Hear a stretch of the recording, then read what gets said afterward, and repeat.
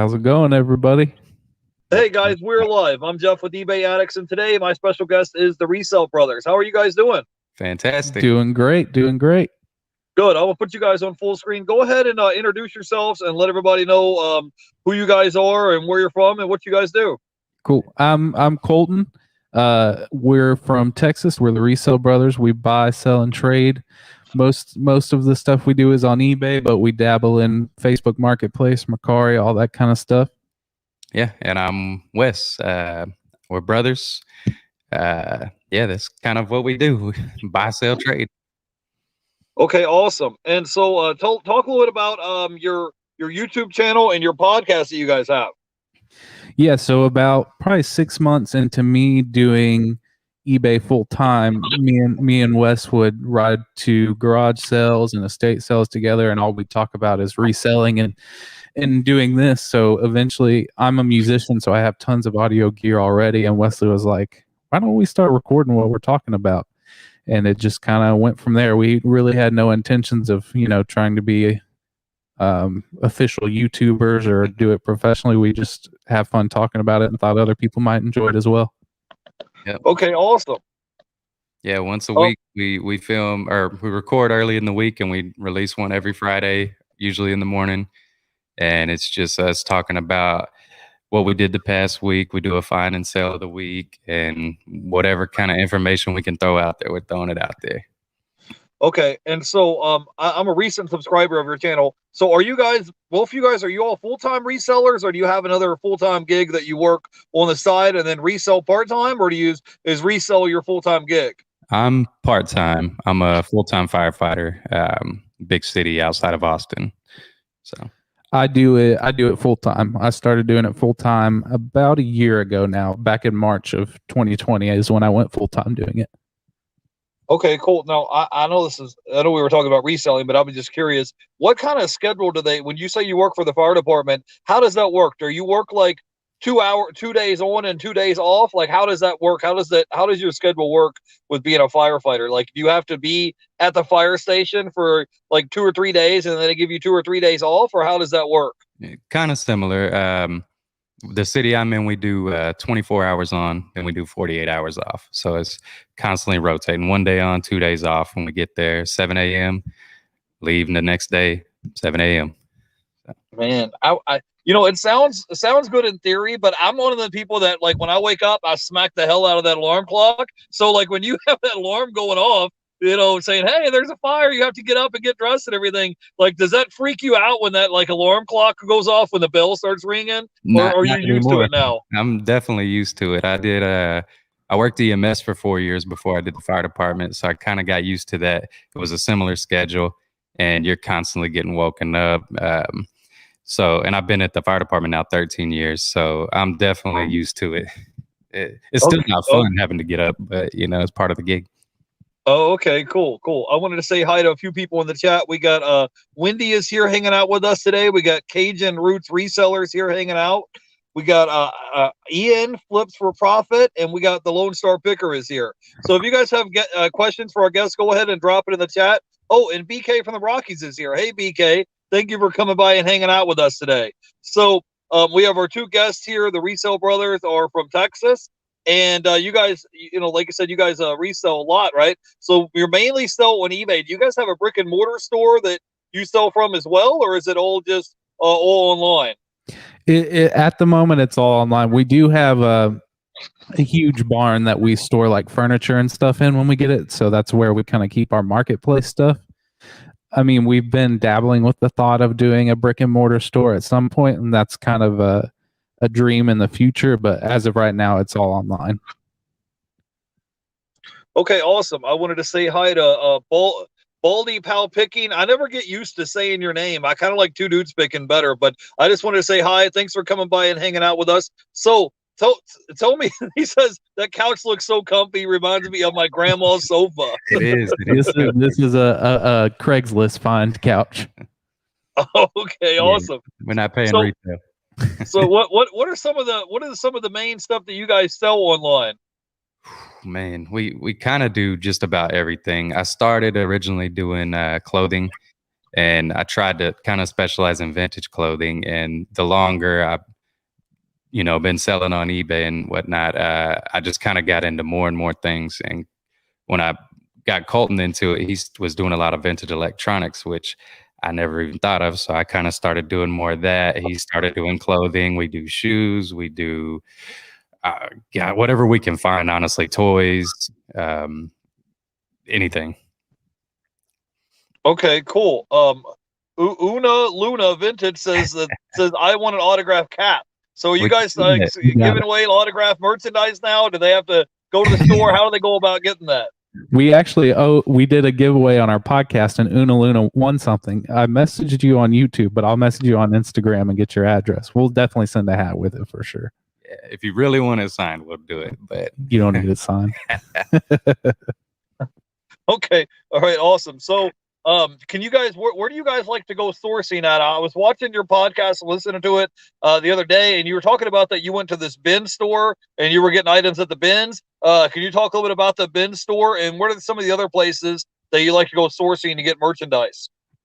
Yeah, so the bin store is actually a pretty rare thing for us. There's a lot of resellers go to these stores where there's Amazon returns and like Walmart returns and stuff, and most of it's like new in package. And there's one around where Wesley works in Cedar Park, and that's what he was talking about. But that's a pretty rare occurrence for us to go there. Normally we hit up, there's a couple big thrift stores about an hour away from us, and that's our big ticket stuff. That's where we go every weekend. Okay, so when you guys go to the thrift store, do you guys have like a certain budget that you say I'm only going to spend $50 or $100 or $20, or you just go and say, hey, whatever catches my eye, I'm putting in the shopping cart? Like, I'm just curious, like what your like strategy or philosophy is when you're out looking for merchandise. Because sometimes I'll go there and I'll say, okay, I want to see what I can get with $20, and then sometimes I'm just like, whatever catches my eye, it's going in the cart. What do you guys do when you're out looking for merchandise? There's no budget for me. I don't know.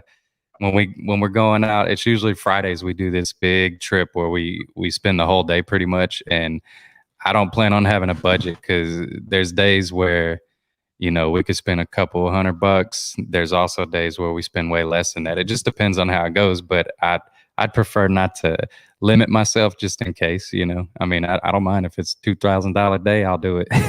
Yeah, usually. Yeah. I mean, same for me. I usually don't have a budget, but usually the thrift stores we go to are kind of somewhat predictable in what they'll have, and usually spending around $100 there. But my philosophy is, as long as I've got the money to spend and I know I'm going to at least double my money, then I don't really set myself a budget. Yeah, okay. I was just wondering. Different thrift stores are different in different neighborhoods, different parts of town. Some of them are good. Sometimes you go there and you strike and miss, and you just can't find anything. I went to a thrift store the other day, and I went through the whole thrift store and I only found one item and for the whole thrift store that I wanted to buy, and it was a video game, and I paid $3 for it. It sells for $30 on eBay. Everything else they just started like raise their prices up, and I'm just like, I don't want to pay $3 for a hat that I might be able to sell for $10. Right. I just don't see enough margin there. By the time you take out your shipping and your PayPal fees and eBay fees, there's just not enough margin there for me to do anything with it. So Yeah. like I said, it just kind of depends on what place you go to. So you guys you sell like on Facebook Marketplace? You sell like on Craigslist? You sell stuff locally as well? You want to talk about that? Sure. Yeah. We most like 90% of the stuff we sell is on eBay, but we'll do like estate cleanouts and stuff, and we'll get a lot of furniture that way. And obviously can't ship furniture, so we'll throw it up on Craigslist and Facebook Marketplace. Craigslist is kind of dead for us, at least where we are. I'll post it on there, but I don't think I've ever sold anything on Craigslist in the past probably 5 years. Yeah, it's not easy for us to sell on a local marketplace just because, like you say, you thought we were in Lexington, Kentucky. In Lexington, Texas, we're not close to any big cities. We're out in the country. So you're not going to get top dollar for your items, for one. And most people don't want to drive an hour to come pick up something, So we try to stay away from it. But like you said, when we do the clean outs and we end up with big items that we don't want to ship, we will do it. And over time, I mean, it may take a long time, but we don't mind that. We got a big barn to store things in, we actually have a sale we're going to do in the barn. We kind of got it set up now like a store. So that may be something we do more often just to get rid of some of the bigger items. Okay. I got a question. You guys, both of you guys have two separate eBay stores, right? You don't like share the same eBay store, right? Correct. Okay. Because we had questions in the chat. Flips for Profit says, how many items do you currently have on your eBay store? Well, I just found out today that Wesley surpassed me, which is embarrassing. Yeah. Currently, right now, I have about 720 items in my store. I think I've got 699 items. But to be fair, I also help my mom run an eBay store. So I've probably got around 800 total. I like that you guys are competitive. I'm competitive with my little brother as well. He'll call me up and say, this is how many items I have in my store, and I'm going to lap you and leave you in the dust. I mean, he tells me this stuff like every day. So Yeah. I'm at this hit, I think 5,600 items yesterday, and he's at like 6,000. So he'll like call me or text me every day and rub it in my face. Like, I'm going to lap you and leave you in the dust. I mean, it's like, I'm like, bro, we're not playing a basketball game. It's not a race. And he's like, oh yeah, it is. I'm going to get to 10,000 before you. And it's just, so I like that you guys are a little bit competitive, man. That's cool. It makes it fun. So yeah, we have some questions in the chat. They said, do you guys do promoted listings on eBay? I have never done promoted listings. You have. Yeah, I actually just started dabbling in that. I've done nothing crazy. I've been pretty much everything I've listed in the last month I promote for 1%. And it tends to be about half of what I sell gets sold through promoted listings. So it's kind of, I haven't really figured out if I like it yet or not because my sales haven't been that much different from before I did promoted listings. So I'm still kind of in the trial phase.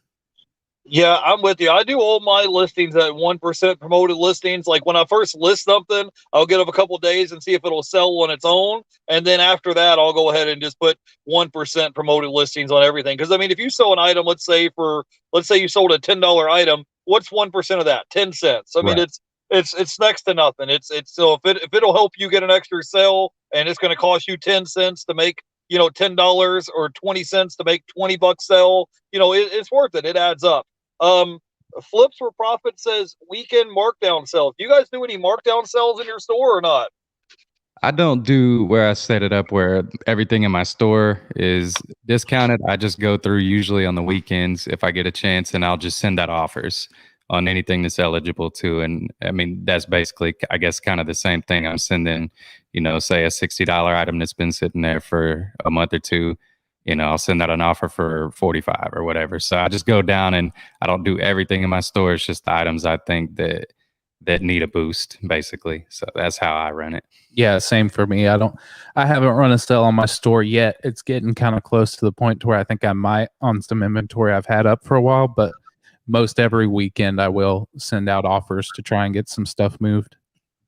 Yeah, I hear you. Yeah, I'll send out offers to watchers, but I think last time I ran a sale was right around Black Friday through Cyber Monday. I just put everything on my store like 10% off, just for that weekend only, like from Black Friday through Cyber Monday. But it's not like an every week thing. I feel like if you do it all the time, your customers are gonna be like, well, I don't want to buy this full price. I'll just wait for it to go on sale 2 weeks from now. Yeah. So I just I don't think it's something that I want to do every week. So. We have a question in the chat. It says, do you like Rolo Crew or Dino Crew? Which printer do you guys prefer to use? Rolo all the way. Rolo guys. Okay, awesome. And Cajun Roots Reseller says, how often do you run a sale? We just talked about that. Never. And then Baldy Picking says, what is the largest item that you guys have sold on eBay and shipped? Largest as in size? Yeah, I'm guessing size. Yeah. Let me think. Was it those chandeliers? Yeah, probably. I sold 2 big chandeliers, and they were in boxes. So it was probably, I don't know, 4 foot by maybe 5 foot, and I just tied them together. So it was probably the biggest one I've done. The biggest one, well, there's 2 categories. So there's the category of the actual biggest package, and then there's the category of how much packaging I had to do. So I sold a dish set that probably had, I don't know, 20 to 30 dishes in it. And to make sure they don't break, you got to styrofoam the heck out of them. So I spent probably 3 hours packing that dish set, but it sold for over $100. So that's probably the biggest packaging work I've had to do. But the biggest package I sent was probably this past weekend. I sold a iMac, one of the big 24-inch ones, and I think that package ended up being about 30 inches, something like that. Yeah, but it's not uncommon for us to sell printers and things, that's probably like the main thing we sell that's big, things like that, electronics. Okay, cool. How has your sales been this year compared to last year? Has it been up or down? Has it been about the same? Like, how has your sales been? Yeah, right now mine have been averaging about 30% increase from last year. Okay. Yeah, mine are definitely up this year, but I mean, I didn't really go full time until March of last year, so mine are definitely way up from what they were January last year. But as far as like what a norm is, I'd say it's about normal. I mean, we all get used to the Christmas rush and then have to kind of lower our expectations after that, but it's about normal for me. Okay, cool. I wanted to say hi to a few people in the chat. We got Louis here hanging out with us, Lone Star Picker. We got Cali Reseller Lewis is here. Cajun Roots Resellers here hanging out with us. Yard Sales and Dreams says, I came in here to listen while I work. How are you all doing? And then I think that's it. I don't think I missed anybody. We had a question here from Flips for Profit. He says, do you compute inventory turnover? I don't guess so. I kind of just, because I'm doing it part-time, so and I'm honestly not the most, I just don't keep track of everything that well. I'm not that organized, so I don't think that I wouldn't say that I do. No. Yeah, I don't really either. Our biggest thing is, just as long as we're making more money than we're spending, that's about all we really keep track of. Okay, cool. Now, this is a new year. We just started the year 2021. What are some of the goals or projects you guys are going to be working on this year of 2021? Do you guys have anything coming up that we should look forward to? Is there any other special projects that you guys are working on this year that you like to talk about? I mean, kind of as far as on the YouTube side of it, this is the second live we've ever been a part of. We just did one last week with fundamentals, and now this one. And I think we'd like to get into that more, just, get into the community more and meet everybody and, do more YouTube content and things like that. And as far as the eBay store and things like that, I mean, obviously we just want to keep pushing on that and keep growing, making more and more and more, that's kind of the goal. But my biggest goal is to have our barn sale because we're running out of room. That's true too, because we do clean outs every now and then, and we're just getting started with our brand, the Resale Brothers. So, with getting the business cards and things like that, we've been hitting the estate sales, and we'd like to do a lot more of that too, because the clean outs, I mean, they've been great for us. And we've only done last year we probably did 3 or 4.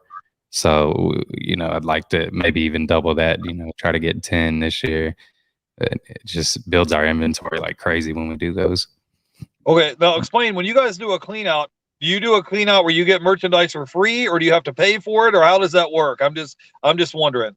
Yeah, so basically what we've done, and none of this has really been done like officially yet, where that's not really part of our like business plan. It's mainly like because we started promoting what we're doing online, friends and family have reached out and said, hey, we need this cleaned out by such and such date. So we everything we've done so far has been for free, but we've definitely entertained the idea of if somebody has a whole house full of stuff that they want gone, if we think it's worth it, we definitely pay. But so far it's just been it's been friends of friends or things like that. Somebody who knows what we're doing, they'll be like, hey, I got a friend who's having an estate sale. They had a bad experience. They need everything gone. The house is sold. So we'll jump on it any opportunity we can get like that. So far it's all been free. But man, that's awesome. Yeah, if you can get free merchandise, I wouldn't turn that down, because if the stuff's garbage, you can just throw it in the garbage. And if some of the stuff isn't worth money, you can always donate it to the thrift store. And if you find a couple of gems in there that are worth money, you can just list it online and sell it, right? Yeah, definitely. And we found that, like, especially out here where we're at, we did one clean out. They had an estate sale and had a bunch of stuff left over. We went and kind of picked through and got all the stuff we wanted to resell. And then we put a post up on Facebook and said, hey, everything else is free. Come get it. And we pretty much didn't have to do any work aside from that, because everybody was a lot came. Of trash or, things we couldn't sell that we were deeming trash. But we put that listing up, and we had 2 days to get the house cleaned out, but they cleaned it out for us. It was no problem. They came out of the woodwork.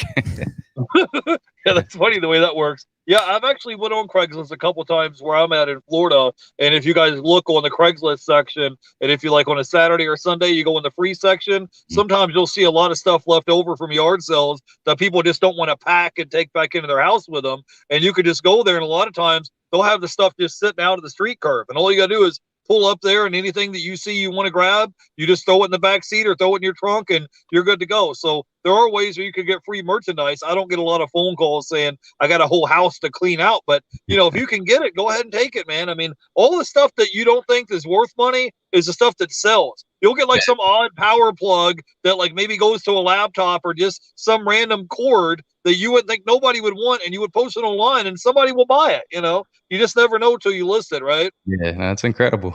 No, that was the first lesson I think we both learned in doing this, is that we all have like our things that we think are valuable and that we like and we want, but then you start finding out, like you said, like the stuff that you never pay attention to also sells. Mm-hmm. That's our big first lesson, was pay attention to everything. Yeah, look it all up. Right. Okay, cool. We got a question here from Lone Star Picker. He says, is there anything that you prefer not to sell? Subject matter, and either of these fine gentlemen use Meetup on eBay as an option of sell. I mean, I prefer not to sell glass because it's so hard to pack. That being said, I always sell glass. Yeah, I'm kind of the same way with the glass. You always find it and it's cheap. So, if you're going to turn a profit on it, you buy it, but that is a pain.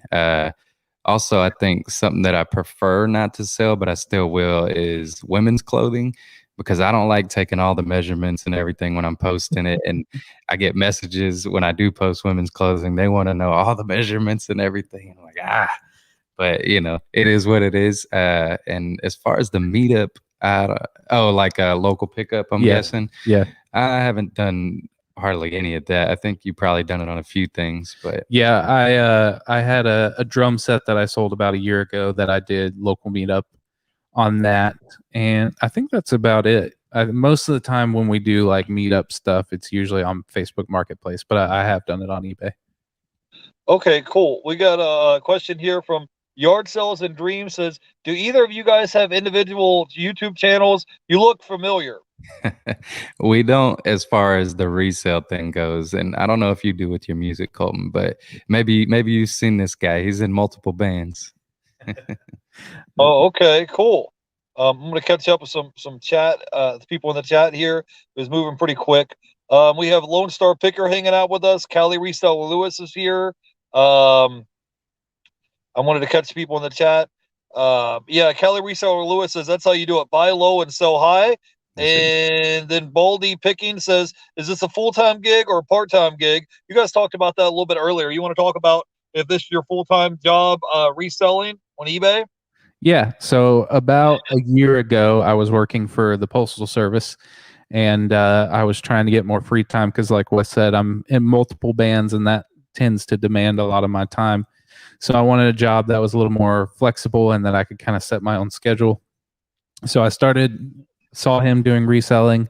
I started dabbling in it, and then eventually it started going well. So I quit my job about 2 weeks before the nationwide lockdown happened, and then it's been going great ever since. Yeah, and like I said, I'm part-time reselling. It feels like full-time sometimes, but with the fire department gig, so that leaves me 2 days off between every shift that I work, and then I have other side gigs I do. I do an antique show 3 times a year, which usually that's 9 to 10 days at a time. And then I got kids and stuff, so that I have to be part-time. I don't have a choice, but it's still a lot of hours put into it. Okay, cool. I wanted to say hi to Wendy in the chat. We got Stevie Solutions is here. And then I wanted to say hi to Derek from Fundamentals to Side Hustling. He just stopped by to hang out with us today. So if you have questions for our guests, go ahead and drop it in the chat. I just was curious, like, you guys sell on any other platforms right now besides eBay, or is that your main platform that you're selling on? I used to dabble in on Depop. I had a store there. I basically shut that store down. It seemed a little less. I don't want to say professional, but I just didn't like it for some reason. And I buy on Mercari quite a bit, but I haven't sold anything there. So mostly, or pretty much for me, it's eBay and Marketplace. Okay, cool. I've dabbled with Mercari a little bit, just on a couple things that were restricted on eBay to sell. And actually, we just talked about that on our podcast today. I just got a Vero takedown on eBay this past week, and I might try it on Mercari and see what happens. Yeah, we've been doing a market too. We actually do a market with Louis the Lone Star Picker out in Taylor. It's not far from us, so that's kind of been something we've done 2 or 3 of those. So we probably pick up on that too. Oh, okay, cool. So, guys, could you have any other tips or advice if someone is maybe doing reselling part-time and they want to be full-time, or maybe they're doing some reselling part-time on the side, but they wanted to like increase their numbers, get more items listed, or make more money on eBay? Do you have some suggestions or recommendations of things that they should do that would help them generate more, make more sales, and make more money on eBay? I'd say a big thing. So, like, a lot of our family members and friends have started trying to list on eBay and do that because they saw us doing it. And I think one thing that people think is important that necessarily isn't, and that wastes a lot of time, is item descriptions. 99% of our listings, unless there's a problem with it or it's like a really unique item, our content description is literally just like, see photos. Because it takes up so much time to write out descriptions when nobody really cares. They look at the pictures, and that's about all you need to decide if you want to buy it or not. Yeah, and I think to increase, work hard. I mean, yeah, whatever you put into it, I think is what you get out of this business, really. Hustle as hard as you can. Yeah, well, it just takes a while. I think sometimes with new resellers, they get gung ho and they're like, man, I'm gonna make 5-10 grand a month on this eBay thing, and then they get to the roadblock and they're like, wait a minute, I'm only allowed to list 200 items, and then they start getting like excited, and then they start hitting roadblocks where it's like, oh, wait a minute, I have 0 feedback, I'm not making any sales, what am I doing wrong? So there, you have to take little baby steps and just gradually make progress. So first thing that I would focus on is just try to get your feedback score from 0 and try to get it up to like 100, and then they'll gradually increase your listing limits as it goes along. So I think that's really important. I think that's something we kind of forgot about, because when we started reselling, I had been using eBay since the late 90s. So I never had that roadblock, because I wasn't, I'd sell maybe 5 items a year throughout that way back in the day, but I was also buying on eBay for all those years. So when I started reselling, I was already past that point where I had no limits to the amount of items I could sell and things like that. But my other brother, not Colton, but my other brother, he started reselling, and he did run into that roadblock, and he was pretty frustrated with it. So I get that. Yeah, that's definitely something I forgot about too, because I've had an eBay account since like the mid 2000s, and every once in a while I'd sell like a rare record I found or something like that. So our eBay stores have been around a lot longer than we've been like professionally doing it. So there's definitely things we've forgotten about that are roadblocks to new people doing it. Okay, cool. I just wanted to say hi to a few people in the chat. We got Regina Michelle is here hanging out with us. We got Ian from Flips from Profit. Stevie Solutions is here. The Lone Star Picker, and Cali Reseller Lewis, and Yard Sale and Dreams. So guys, I was just kind of curious, what is there any hot items right now that we should be on the lookout for? Like if I'm at a thrift store or a yard sale, is there any items in particular where you're like, man, if you see those, grab them? Like, is there anything like that you could think of off the top of your head that's just selling like hotcakes for you? Video games always do great right now. I mean, I don't know if people know about all of them, but like NCAA 14, great one to get. Dragon Ball Z, Def Jam, what's that Def one? Jam Fight for New York. Yeah, that's a good one. What's been blowing my mind lately, because I didn't look at it for the longest time, is the plush. Yeah. We talked about that last week on Derek's channel, but I've been finding tons of plush that I never would have thought would have been valuable. And who would have thought you could sell an old plush monkey you buy for $1 and I think like $75? It's crazy to me. but we've been selling quite a bit of plush. So that's what Yeah, I'm. I've been selling a lot of remotes lately. I went to this bin store last week and I bought this remote. It goes to a smart TV and I paid $1 for it, and it just sold last night for $30. So Yeah. if you're at a thrift store or Goodwill or whatever, you see remotes for 50 cents or $1. Usually if they're 50 cents, I don't even look them up. I just put them in the shopping cart because I know at worst case scenario, it's going to sell for $10 or $15 and I'm going to get, a 20x on my money. You turn 50 cents into $10. So if you're out somewhere and you see those like remotes that go to like TVs, VCRs, DVD players, smart TVs, even ones that go to like fans or air conditioners, grab them because those always sell. Sometimes they don't sell right away because people are looking for a certain serial or model number. I don't have any on me with me, but I'll show you guys. But if you see those, I would grab them because they've been selling really well for me lately. Yeah, and I would say the combo units, we've sold countless combo units, VCR, DVD combos, and those, they don't last long on the store and good money, good profits on those usually. Right. Well, I wanted to talk a little bit about, do you guys have any replenishable items or do you guys mainly just sell one-off items? So lately, the main thrift store we go to, they've got a huge donation of new with tags jeans like Levi's, Wranglers, Cinch, and about every week they put 20 to 30 pairs of jeans out for $5 a piece. So I've got tons of jeans right now that I've just been doing multiple quantity listings of and throwing up pretty much every week, and they've been selling pretty good. Yeah, I would say the only thing, probably the main thing that I have like 70, 80 of these is these portable dog bowls, like a little package of 2 of them. They got little carabiners on them, and I ended up buying those from a old Amazon seller he had in his garage, but they're not hot ticket items for me. They sell probably one every 3 months. So Okay. Mostly what we're dealing with. Yeah. I've been selling a lot of one-off items, but I've been kind of dipping my toe in and looking for replenishable items. I've been going to the Dollar Tree, the dollar store, finding items that are new in the plastic. For example, I just sold these like little beach ball things, and they're like Splash and Slim beach ball things because I'm in Florida, and I bought them for $1, and I bought one of them, posted on eBay, and then just put that I had like quantity of 2 or 3. This lady bought 2 of them yesterday for $10 a piece. So, I spent $2, turned $2 into $20, but I only had to buy one of them to take the photo front and back. And then after I had it live listed, then, you would just resell that same item over and over and over again instead of having to list, 20, 30 items a day or whatever. I would just list that one item and just say, hey, I have this many in stock. And then whenever it sells, I just walked across the street to the Dollar Tree, put it in a little 6x9 padded envelope, put 2 of them in there because they weigh less than a pound, shipped it all first class. So that way it's not taking up space in my shed. And, I'm sending them brand new items doing the shrink wrap. Some lady from California bought it. So go ahead.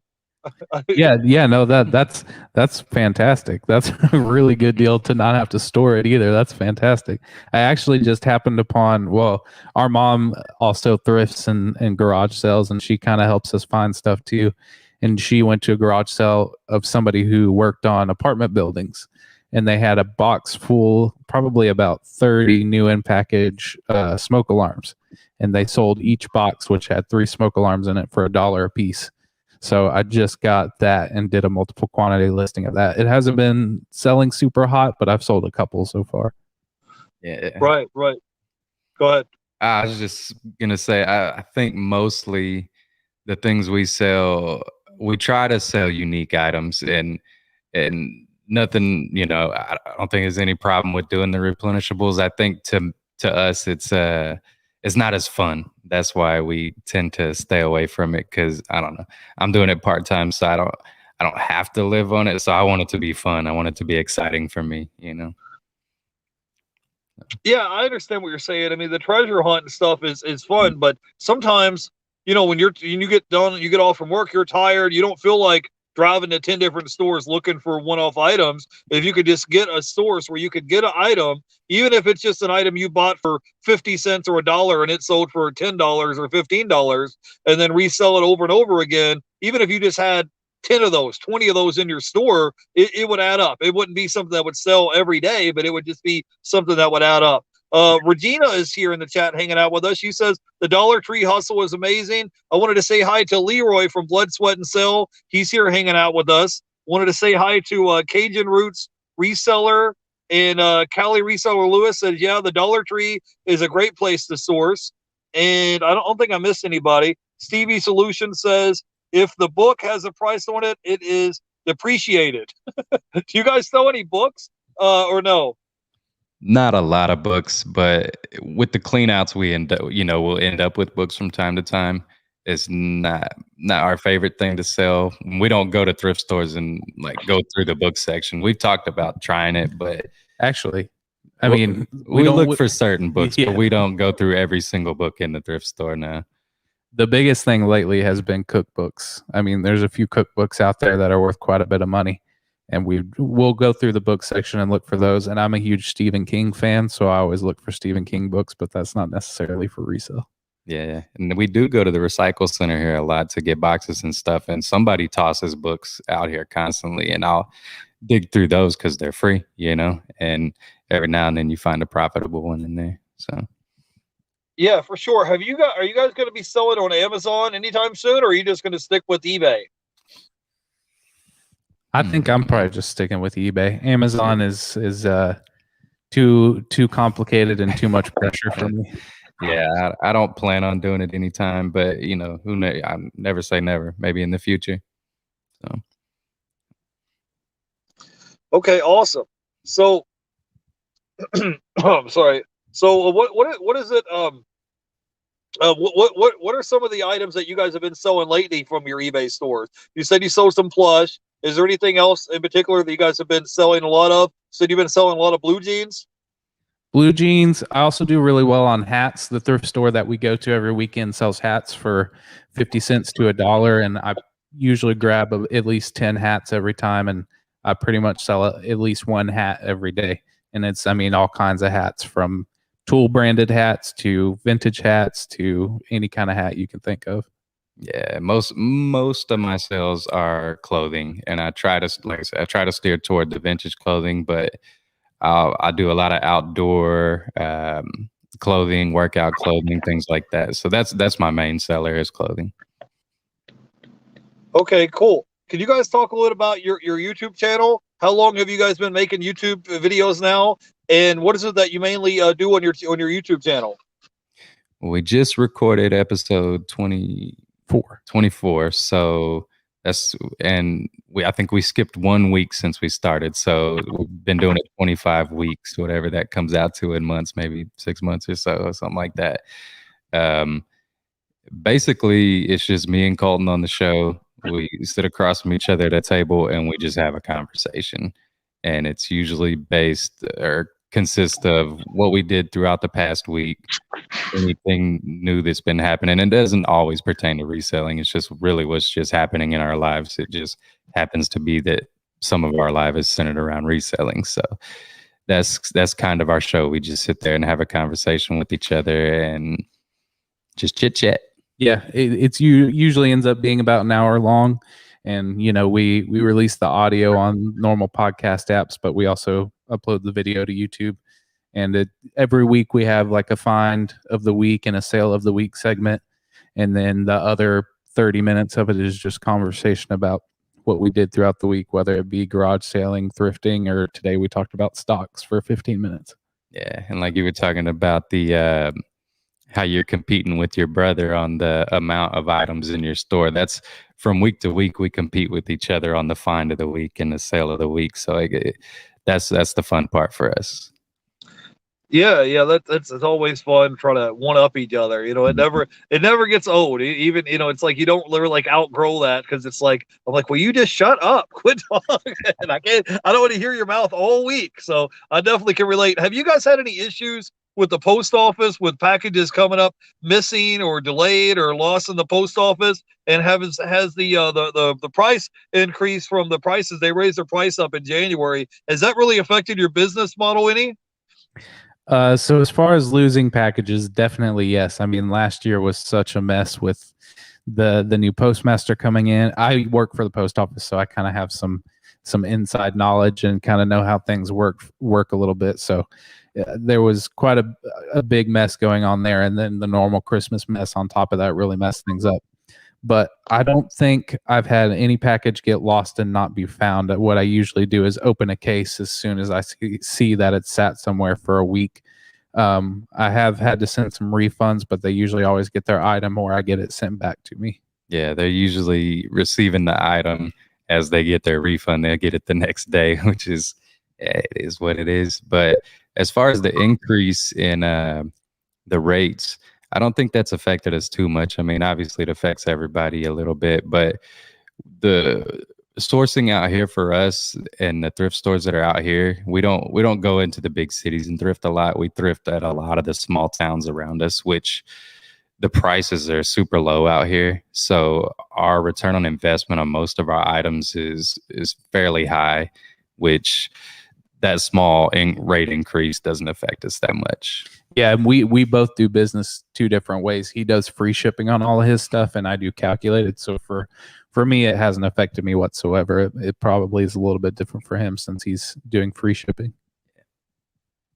Yeah, I sell a lot of media items, and I think the media mail shipping went up from like $2.80 to like $2.89. And I have my eBay customers pay for shipping, so it's like I don't think 9 cents is really killing them. If they want to buy the item, they're going to buy it. But I had some people that were complaining about it, and I'm just like, well, the post office raises the rates every year, so it shouldn't be a surprise.